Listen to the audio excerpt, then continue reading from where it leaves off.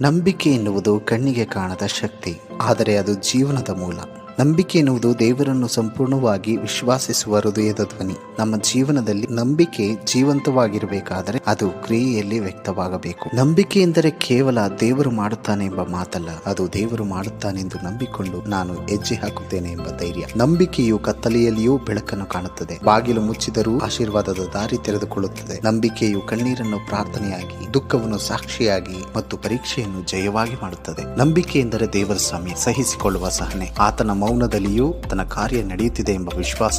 ದೇವರು ನಮ್ಮ ನಂಬಿಕೆಗೆ ಪ್ರೀತಿ ಮತ್ತು ಕಾರ್ಯವನ್ನು ಸೇರಿಸಿದಾಗ ಅದೇ ನಿಜವಾದ ಆತ್ಮಿಕ ಜೀವನ. ಪ್ರಾರ್ಥನೆ ಮಾಡಿಕೊಳ್ಳೋಣ. ಪರಲೋಕದ ತಂದೆಯೇ, ನಂಬಿಕೆಯು ನಮ್ಮ ಹೃದಯದಲ್ಲಿ ಬೆಳೆದು ಬಲವಾಗಲಿ. ನಾವು ನಿನ್ನ ಮೇಲೆ ದೃಢವಾಗಿ ನಿಂತು ಸಂಶಯದ ಬಿರುಗಾಳಿಯಲ್ಲಿಯೂ ಅಲುಗಾಡದಂತೆ ನಮ್ಮ ನಂಬಿಕೆಯಿಂದ ಕೃತ್ಯಗಳು ಜನ್ಮ ತಾಳಲಿ. ನಮ್ಮ ಜೀವನವು ನಿನ್ನ ಮಹಿಮೆಗೆ ಸಾಕ್ಷಿಯಾಗಿರಲಿ. ಯೇಸು ಕ್ರಿಸ್ತನ ನಾಮದಲ್ಲಿ ಪ್ರಾರ್ಥಿಸುತ್ತೇವೆ.